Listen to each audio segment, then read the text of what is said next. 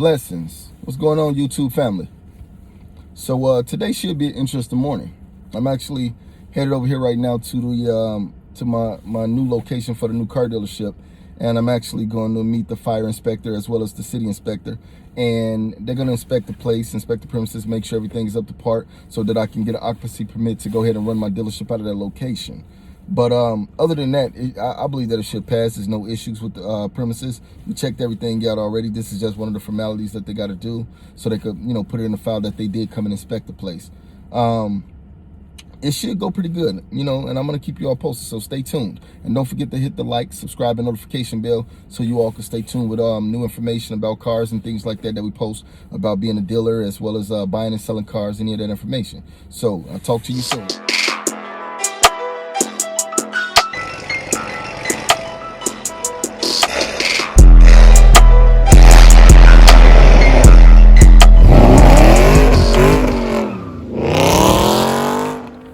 Hey, so yeah, just wanted to do a quick follow-up and recap about my inspection.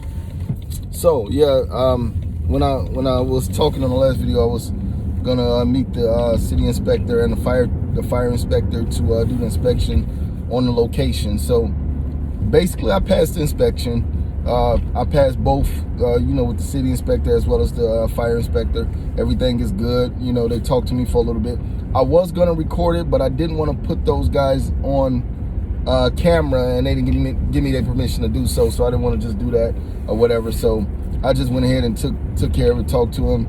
But bottom line is, I passed the inspection. So when you all are opening your location for your retail dealership, you're going to have to pass the inspection or whatever the city code is, the fire inspection, things like that, if you got a garage. So that place has a small garage. He was like, yeah, if you want, you could put a lift in it, so you can, have your own lift. But, other than that, everything passed. Everything went good. So I'm going to be going, moving forward with the process of now they're going to email me my permit. I'm going to be able to get that laminated, post that on the wall. All of your permits got to be posted on the wall.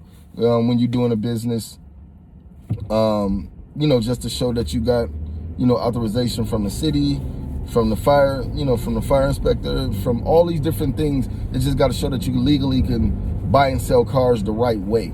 So, anybody can, flip a car under the table. There's nothing wrong with doing that. I just decided to try to go this direction because at the end of the day, I want to grow and grow a lot bigger. I want to have a lot more privileges to do the things that I want to do.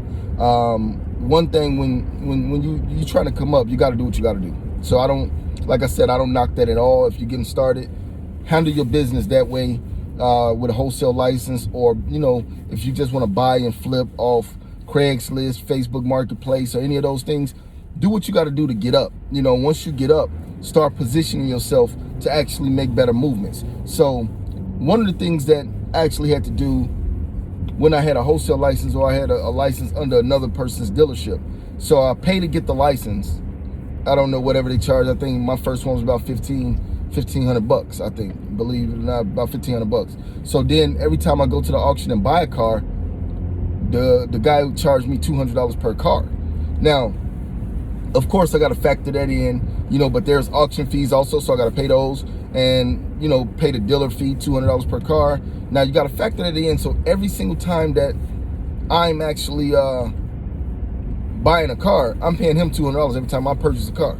So now you look at it like this, okay, I got to add all of that into my fee, into my cost of the car. So now as I'm selling the car, I can't forget to, put that in so that I can get my $200 back on the sale.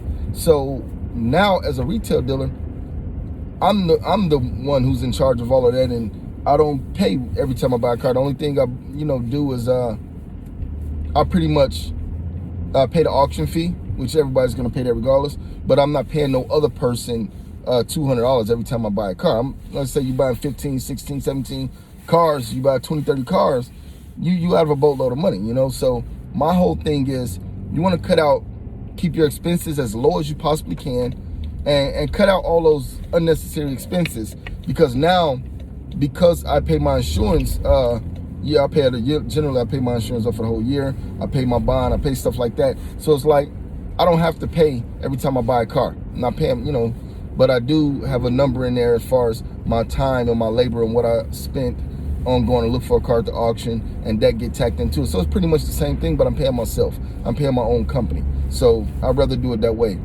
And also the tax write-offs, the deductions of certain things, you definitely get to do a lot of different things, a lot of different privileges of doing it that way. So, thumbs up to anybody that's doing it the way they're doing it, but I decided to do it this way. You got to go through the inspections, you got to go through the classes, you got to go through the bond, you got to go through every single thing you got to go through to get in a position to put you where you need to be. And once you get in that position, it's not about necessarily just getting in that position. It's about staying in that position. It's about, a lot of cats always say, oh man, they got money. It's not about getting the money. It's about how much money you can keep at the end of the day. So when you're filing your taxes, you want to see how much money you can keep and pay less taxes, as you can.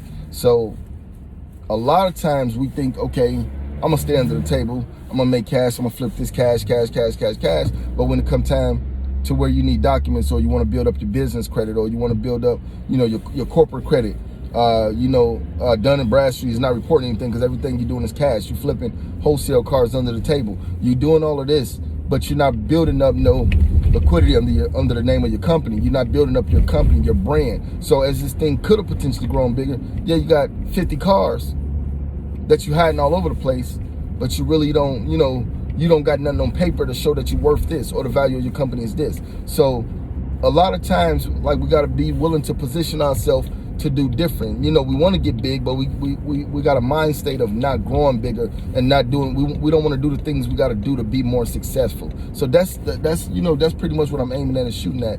I want everybody to know, if you're going to be successful and you're going to be, you ever want to grow to a large company, then do the things you need to do, to pay your taxes the right way, track your receivables, your profit and losses, understand what your numbers is. Understand when you buy a car that you make your money on a purchase, not just on a sale. You know what I mean? Like, how much money you're gonna make from a car when you purchase that car. So you should know all these different things. If you're gonna be in this business, you gotta know the different apps that you wanna use to pretty much scan a VIN number while you on the spot and know exactly what the history of that car is. Different things like that. There's a lot of different tools that you're going to be using as a dealer once you really get into this business. Once you really get deep into the car business, this is something that you can say, okay, now all of these little tricks of the trade that I'm picking up, I understand now. Like, what auctions to go to, what cars to buy, what dealers to not buy cars from. When you see the dealer sticker on a car at the auction, okay, they sell bad cars, I'm not messing with them like that. You know what I mean? Like, you pretty much know certain things from being in the game for so long. So like I said, I'm not saying don't get a wholesale license. I'm saying get a wholesale license if that's what you got to do. Buy cars off Facebook Marketplace, Instagram, if that's what you got to do. Buy cars however you got to. If you're in the car business and you got to get started, how you got to get started. But have a mind state of where you want to grow to. Don't just look at the right now. You got to think long term over temporary. So that way you can have a focus of being successful later. But you're building up now. Don't sweat, don't ever knock small beginnings, because a small beginning can wind up in, you wind up being the six-figure king after a while, you know what I mean? So don't knock it because you started small. Just be willing to put the work in. Don't let nobody outwork you, Put your head down and you grind. While people run their mouth, you run your business. Remember that. But yeah, I got another meeting I got to get to really quickly, so I might, I'm gonna be shooting another video later. I appreciate you all for listening. Want y'all go and hit that like and subscribe. Let's get these YouTube followers up. Let's get these Instagram followers up. Let's get this, let's micro organically brew our following base so that we can have a network of actually giving advice back and forth about cars, about business, about real estate, about, whatever we want to do. But right now, this YouTube channel is more so focused on my car business and how I got in the car business, how I got started. You all are going to be seeing videos of me at the auction buying different cars.